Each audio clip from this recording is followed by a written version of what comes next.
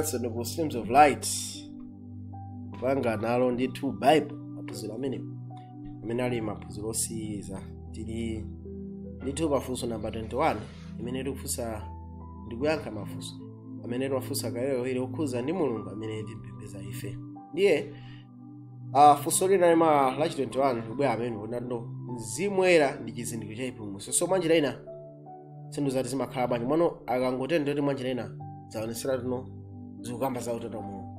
Okay, taimane kuti akamati Mzimu Woyera ndi chizindikiro cha chipulumutso zikuthandiza zoti yani ndi mzimu apadera kapena ndi mzimu wa Mulungu.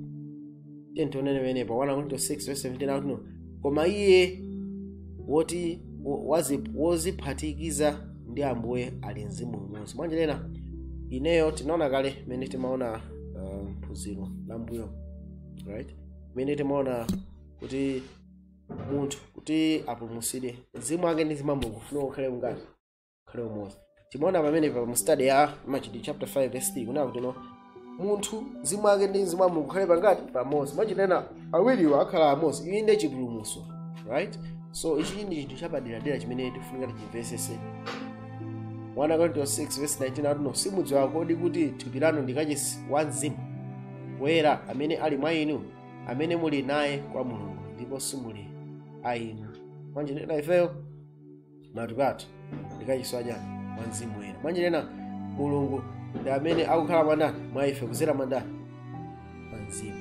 So anthu amene akupulumutsidwa anthu amene akulandiranso kubadwanso kwatsopano ndi kukhala ndi mzimu wa Yesu Khristu, right? Yohane 2:19 akuti ndipo Yesu anayankha nati kwa iwo pasulani kachisi ndipo masiku atatu ndidzamusanso. Yohane 2:20 akuti koma iye adanena za kachisi wa thupi lake. Mwanjira ina Yesu Khristu amakamba za kachisi wa thupi lake. Mwanjira ina matupi athu ndi kachisi wa Mzimu Woyera, right?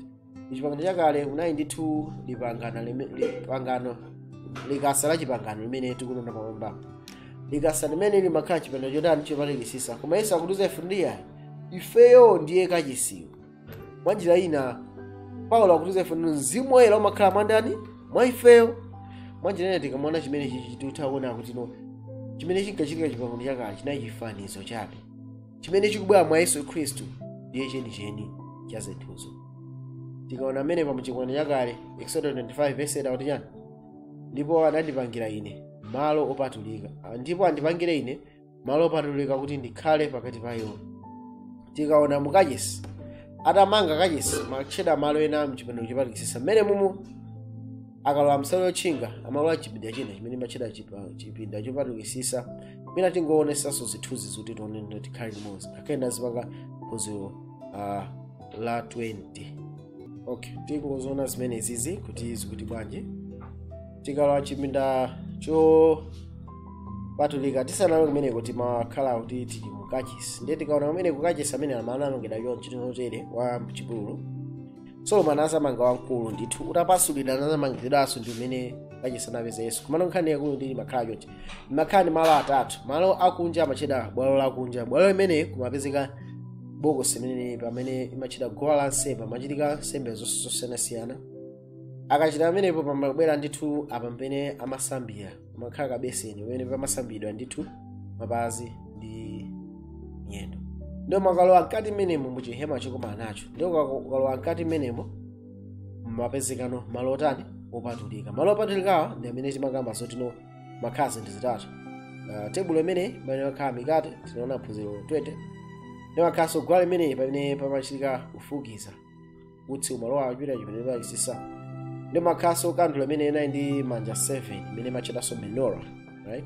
Ndio kalowa musalo yotchinga makalowa mkati mukapezeka kuti uli chimene chopatikisisa mene mumakhala chinthu chimodzi chokha bokosi la pangano kapena likasa la pangano. Ndi limene limakhala ndithu ndangera awiri kuyang'anizana ndipo makhala kuwala kumene machoka pakatikati pa bokosi limene. Ndiye tibwereke mavesi athu kuti ndithu tikhale limodzi. Ndiye tikupitiriza kuwerenga pamenepa Exodus 25:21 akuti no ndipo uyike chotetezerapo pamwamba pa likasa ndipo mlikasa muyike mboni imene ndzakupasa. Pamene akamba za mboni akamba za malamulo 10 tiona nawo kuti mulikasa amenemo mapezeka ndithu malamulo khumi, right? Chotetezerapo chinayi ndithu chikavala chimene chimatseka kati akatsekula anayika mu malamulo khumi. Chikavala ndimene chimatseka ndithu likasa bokosi limene chikavala chimatchedwa kuti chimatchedwa chotetezerapo kana mercy seat.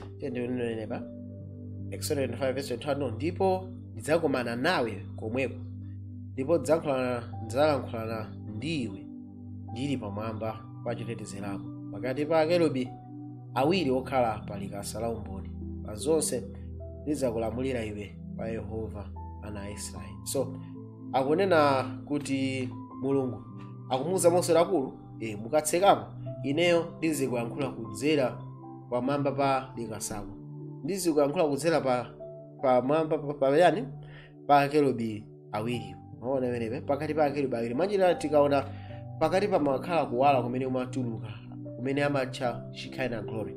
Ulemerero umene umayimirira ulemerero wa ndani? Wa Mulungu. Ndi mawu amaveka kuchokera pakati pamenepo. Ndi Mose amatha kuyankhula ndi Yehova kumva mawu ake. Chimene chinayi chinthu chodabwitsa kwambiri. Chimene chinayi chinthu chinamtenga patali kwambiri. So ana Israeli amatha kumona Mose akalowa mkati umene mumo.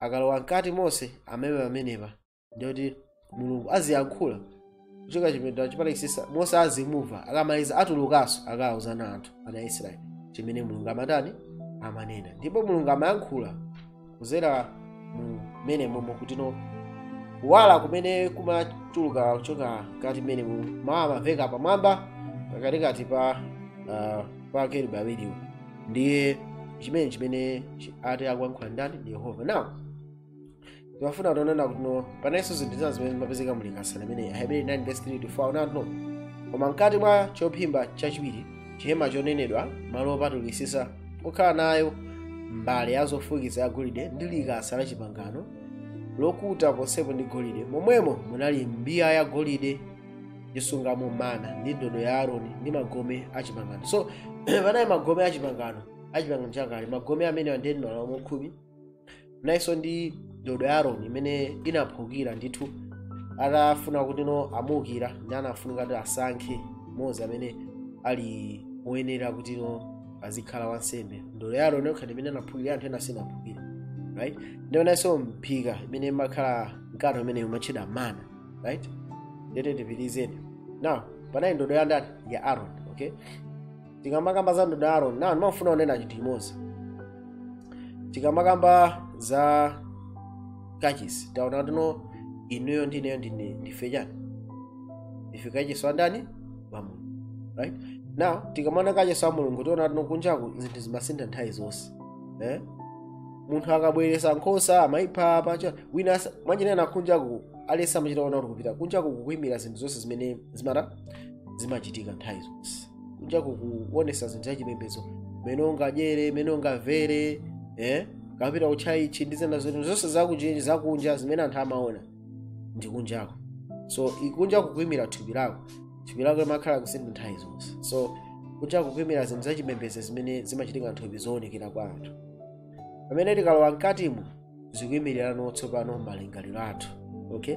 Ukuku zinthu zimasintha koma osati kwambiri, mabe zimasintha. Nditona malingaliro athu akufunika azisinthika, amasinthika pamene tadabalandira moyo watsopano. Malingaliro athu amasinthika pamene tikulinga mawu a Mulungu imene ikuyimirira mikate imene ikuyimirira mawu a Mulungu amene Yesu Khristu akuyankhula ife ochokera kwa Atate. So mikate iwiri, mawu a Mulungu amene achokera kwa Atate kudzera kwa Yesu Khristu. Pamene tikaona ichi ndithu pamachitika gome limene la zofukiza, tikaona chapter 8:1-3 kuyimira moyo wa pemphero, right? Tikamba pemphera ifeyo mapemphero athu amakwera kumwamba. Ndiye tikutha kuona Roma chapter 8:26 verse 34 tikutaona kuti Mzimu Woyera amafuula ndi kubuwula zinthu zosamveka zosaneneka. Ndi akutuza ifino pa Roma 8:34 nati Yesu ndi amene amatipemphera. Mwanjinena ndi Yesu Khristu mutu mwake wa Mzimu Woyera kuti amathandiza mapemphero athu akwera kufikira kwa Mulungu ndi kumveka, okay?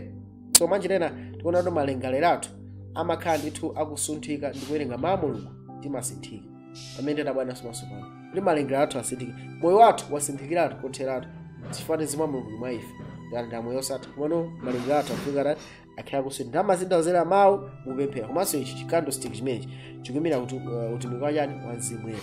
Tikaona Amos 5:6 akuti nkhosa inayima ngati chilili ngati yaphedwa. Komano ena ndi maso 7 amene ali mizimu isanu ndi iwiri. So Mzimu Woyera mutumiki wake Yesu Khristu akutitha kutisintha malingaliro athu. Kuzera mupemphera tikutha kulumikizana ndi Mulungu wathu ndipo kutisinthanso. Kuzera mowerenga mawu a Mulungu tikuthanso kusintha. Kwano ichichi tiona ndino sichokwanira. Mafunika pita chimene chodani chimalekisisa. Chinthu chomalekisisa paibe chimene chimasintha. Chinense chinayi chabwino. Ndipo chimene chomalekisisa chikuyimirira mzimu wa munthu. Ndino pamene mzimu wa munthu ndi wa Mulungu atatu waphatikana. So mu chipinda chimene ndinayi chinthu chimodzi yokha chimene chinayi chili likasala chani la pangano. So likasala la pangano, the Ark of the Covenant, ndi mmene mmakhazi ndizofunikira kwambiri. So zimene zitiphunzitsanso za moyo wauzimu. Kodi mu uzimu wathu likasala la pangano likuthandiza yani? Aroma 6:1-3 tiyambapo ndi ndodo ya Aaron. Aroma 6:1-3 akuti no. Pepani Aroma 6:13 pepani Aroma 6:13 akuti no. Ndipo musapereke ziwalo zanu ku uchimo zikhale zida za chosalungama, koma muzipereke inu nokha kwa Mulungu monga amoyo atuluka mwa akufa, ndi ziwalo zanu kwa Mulungu zikhale zida za chilungamo. Mwanjirana tikaona ndithu ndodo imeneyi inali youmagwa. Kuona pa chifukwa Mulungu amafuna aonese kuti amusankha Aaron kuti akhale wansembe yekha. Yonana muphunzira limene la Mose Aaron ndi ndodo. Yonana no itaphukira ndodoyi inaonsari Aaron ndi amene ali osankhika. Kodi niyo ndine kuti tikakhale anthu osankhika pamaso pa Mulungu chichitika chani? Mulungu kuzera ife amene naye akufa, Mulungu apangisa no tibade somasopano. Pamene tabada somasopano mu uzimu wathu tikuphukira. Chichitika chani? Tikubala zipatso za Mzimu Woyera. Kodi mu Mzimu wa Mulungu ndi wathu waphatikana chonchi tifuna tibale zipatso za Mzimu Woyera. Ngakhale tinayo nthawi akufa patokha. Kodi Mulungu moyo wake uli mwa ife chichitika chani? Tikutha kukhala ndi zipatso zoyenera. Khalidwe lathu likusintha. Agalatia 5:22-23 zipatso za Mzimu Woyera ndiyo tendere, kuleza mtima, ifaso, chimwemwe. Zabwino kwambiri. So tikutaona kuti ndithudi ndodo imene ikuyimira zimenezo. Roma 9:30 mpaka 32 apitiza nati no chifukwa chake tidzatani kuti amitundu amene sanasala chilungamo anafikira chilungamo. Tikamba za chilamulo msomano ndicho chilungamo cha chikhulupiriro, koma Israeli potsata lamulo la chilungamo sanafike lamulolo. Chifukwa chake? Chifukwa kuti sanachitisa ndi chikhulupiriro, koma monga ngati ndi ntchito anakhumula pamala okhumudwisa. Mwanjinena Aisraeli anafuna kuti afike ku chiyero kuzera muchita lamulo. Now lamulo lili mangu alonesa no Mulungu ndotani akauza kuti musachite chigololo, musabe. Mwanjinena zikuwaonesa kuti Mulungu ndokhulupirika, right? Masingati kukonda zako sunga mubere ndi zina zotero. So tikuona no lamulo amene lili mangu onesa chikondi cha Mulungu maso Mulungu ndotani. Mwana kuti no akakwanise kukhala woyera mtima amafunika Mulungu khali mwa iwo, amafunika Mzimu wa Mulungu. Komano iwo anakhulupirira no atha kuchita zabwino zopawokha musi ya Mulungu pambali ndipo sanafika kuchiyero. Mwanjinena lamulo limene lili likupezeka kati mwa moyo wathu. Aheberi chapter 8 tikamaona verse 10 amwamba no amakamba za pangano lasopano. Pangano limene lili akuti no malamulo akulimba pachani pa mtima wathu. Mwana kuti no mtima wathu azachita kungamba ndingamba kulemba ayi akutipasa Mzimu wa Yesu Khristu, atipasa moyo wa Yesu Khristu. Ndipo Yesu Khristu Yesaya 30:1 ndi amene akutiuza ife kuti pamene tuli likhotero kapena kukhotera manzere kapena ku manja chichitika chani? Yesu ndi amene akuuza njira ndi yendanimo, njira yongoka ndi. So Yesu ndi amene ali mkati mwa ife. So malamulo amene wa chipangano chakale chipangano chatsopano akuyimirira lamulo la moyo wa Mzimu wa Yesu Khristu, right? Ndiye one pamene pa kodi mkate umene ukuyimira chani? Yohane 6:48-49 ine ndine mkate wa moyo, makolo anu anadya m'chipululu ndipo anamwalira. Nawo mikate inalipo iwiri, panali mikate 6 kuja kuti anaona mawu a Atate ndi Mwana. Okay? koma mkate uwu ati ndi mana. Why mikate iwe? Chifukwa mkate winawo ukuyimira ndithu Yesu Khristu, ukuyimira kupezeka kwa ndani? Kwa Yesu Khristu. Ndero kuona lero ndi Yesu Khristu amene amakhala mwa ife. Aroma chapter 8 verse 9 ati munthu ngati sakhala ndi mzimu wa Mulungu, munthu sakhala ngati sakhala ndi mzimu wa Khristu Yesu, sali wake wa iye. Mwanjira ina tikaona Roma chapter 8 verse 10 akuti ife koma ngati Khristu akhala mwa inu, Yesu akhala bwanji mwa inu kuzera mkati. So zimene zikuchitika ku uzimu wa munthu. Mwanjira ina tikutha kuona simene kuona tuno ndi Yesu yamakhala mwa ndani? Mwa inuyo ndi ineyo. Nditikaona amenepa pamandisangalasa Aheberi 9 verse 3 ndi 5 anati koma mkati mwa chophimba chihema choonedwa malo opatulikitsitsa ndi pamwamba pake akerubi aulemerero akuchititsa nthuzi potetezerapo.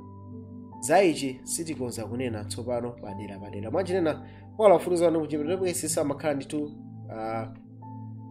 likasa la chipangano imene. Now mafuna nena kuti tikaona chipangano chakale Exodus 25 verse 3 22 tinonya ndipo mwepo ndidzakomana ndi iwe, kulankhula ndi iwe, ndili pamwamba pa chotetezerapo pakati pa akerubi awiriwo okhala pa likasa la mboni zonse zimene idzakuuza za ana Israeli. Mwanjinena anali Mulungu amene amachita kubwera kudzera mwa ulemerero lake, amapangisa ulemerero lake uzioneka kuwala, ndipo atini Mulungu amene amayankhula ana Israeli pamwamba pa likasa. Now tikutha kuona pamenepa kodi zimene zikuyimira chani. Yohane 14 verse 18 ndi 23 akuti chani? Sindidza kusiyani inu mukhale ana amasiye, ndidza kwa inu. Yesu anayankha nati kwa iye, ngati wina akonda ine adzasunga mawu anga, ndipo Atate wanga adzamkonda, ndipo tidzadza kwa iye, ndipo tidzayesa iye mokhalamo. Tikaona chipangano chakale anthu amachita kumva Mose mwanjirena amachita kulowa mchipinda chopatulika ndikumamva mawu a Yehova akuyankhula chipinda chopatulikitsitsa, mawu amene akumveka pamwamba pachani palikasa. Koma inu ndi ine tili ndi mwayi wamtengo wapatali, tikukhala ndi Yesu Khristu ali mwa ife, Atatenso ali mwa ife kudzera mwa Mzimu umodzi omwewo. Ichitika chani? Chichitika njira pa Pentecost Yesu agonjetsa tchimo, wapanga ndithu zonse zoyenera chipulumutso, akwera kumwamba. Pamene akwera kumwamba chichitika chani? Atate akumudzoza ndani? Akudzoza Yesu Khristu.